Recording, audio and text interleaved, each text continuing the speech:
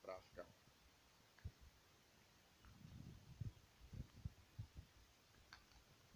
Krásny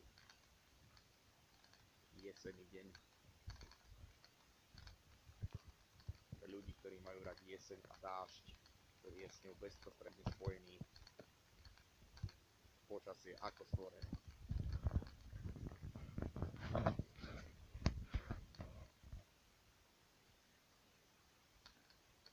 No celkovo parky, záhrady mám veľmi rád. A na jeseň to je jedna fantázia. Budem sa trošku bližšie pozrieť ku rieke Poprad.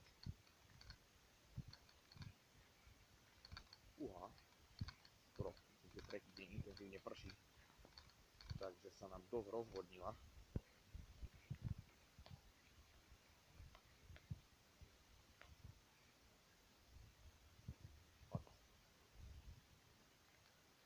No rieka Poprad sa práve tu v strážskej záhrade dosť často vylieva a je schopná sa vyliať až na tieto lúky.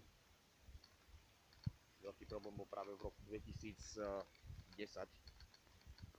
keď Marský okres zasiahli povodne.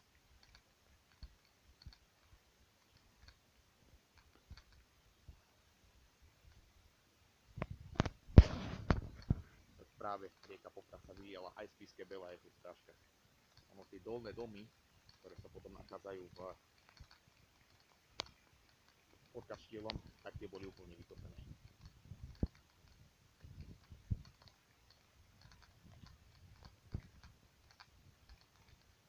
Ak ste niekedy na východnom Slovensku pod Tatrami, tak kaštieľ Strážky určite odporúčam.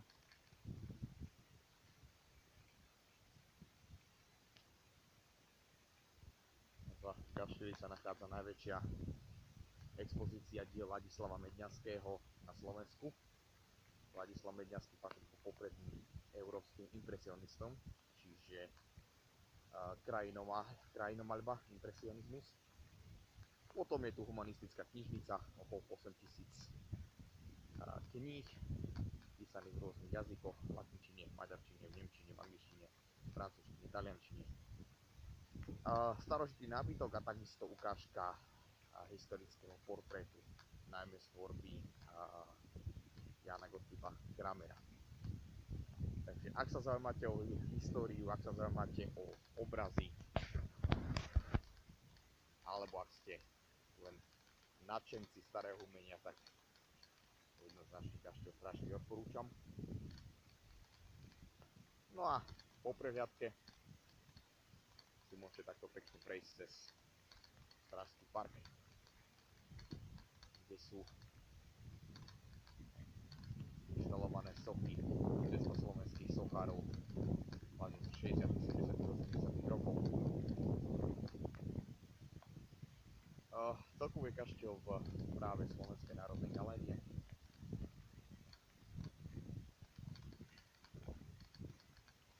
Takže super.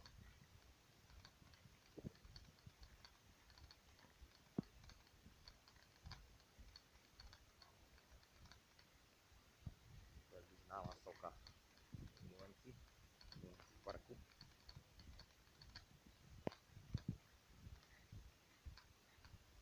Nie som si istý, či od Frizuliaka, ale áno, Alexander Frizuliak, Milenci park.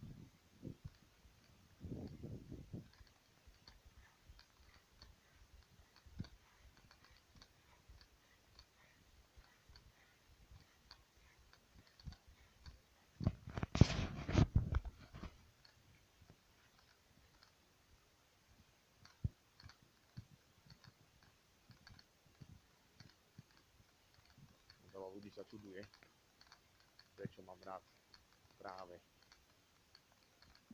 daždivé počasie. No, tí ľudí, ktorí majú radi daždivé počasie, podstatne viac. Človek, ktorý miluje dážď, sa volá pluviofil, čiže milovník dažďa. A verte mi, je ich dosť. Častokrát sa boja povedať, alebo hambia povedať, že majú radi dážď, pretože ľudia to považujú za niečo divné, niečo možno scestné, ale nič cestné a nič divné na tom nehľadajte. Je to normálna vec. Mať rád dážď. Tak ako niektorí majú radi slnko. My, pluviofili, milujeme dážď.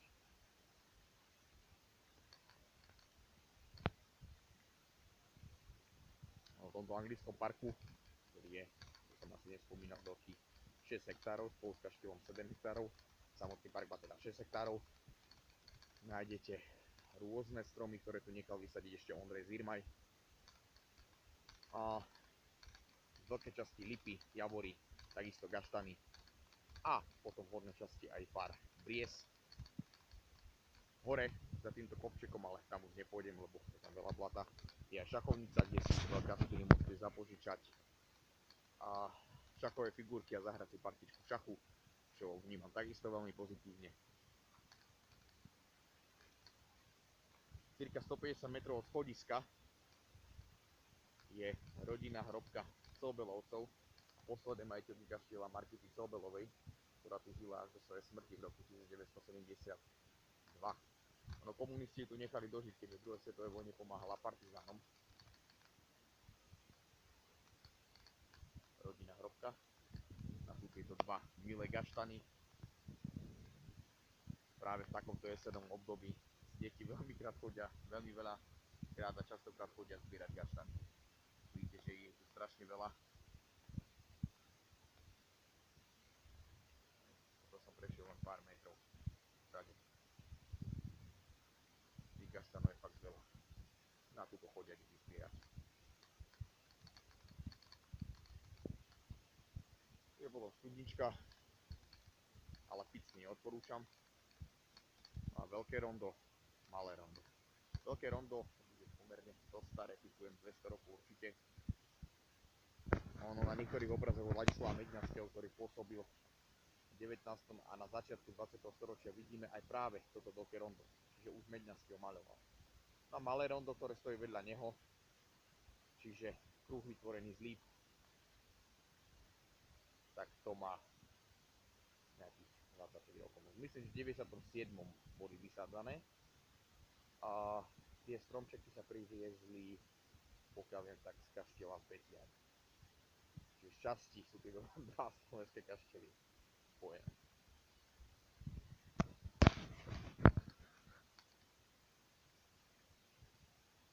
Hore sa potom vedie cesta, ktorá vedie cez Strážky práve do okresného mesta Kežmarok.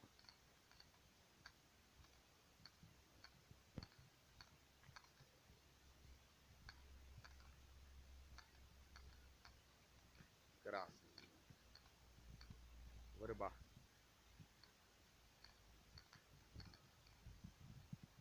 Krásny, skutočne krásny výhľad, ale to upršanú jeseň. Bomba.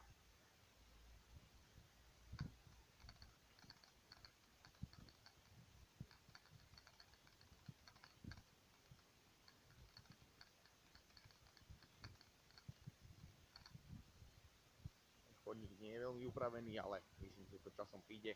V podstate sa druhá časť chodníku nadväzuje na Spišsko-Biliansku a potom začínajúcu kežmarskú cyklotrasu. Takisto tiež veľmi vhodné. A tu vidíme postrovaný pávinec, kedy sa tu chovali pávy, myslím, že 7 alebo 8 kusov bolo, ale buď ich roztrhali líšky, alebo preleteli na druhú stranu na cestu, tam ich pozražali auta. Ale pamätám si, v 90. rokoch tie pávy, skutočne to bolo nádhera.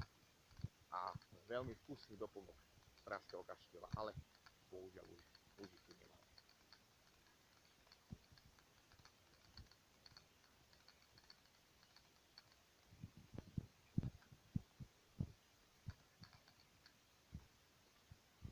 Súčasťou kaštieľa sú aj tzv. Kaštielné hry. Tohto roku kvôli korone neboli samozrejme, veľmi veľa podujatí vypadlo. Kaštielné hry sa vždy, myslím, že posledný júnový týždeň alebo prvý júlový týždeň konali práve na týchto lúkach. O tých podujatí, ktoré tu boli, bolo podstatne viacej. Na takéto podujatia je to ideálne miesto. Pamätám, myslím, že v 95. alebo 6. tu boli kakaovníci, teda Martin Vanek a Igor Adamec. kaštielnej hry. No, na 25. výročie otvorenia kaštieľa, čiže myslím, že v roku 2016 tu bolo Teatro Tatros za Nitry s predstavením majstra Margareta.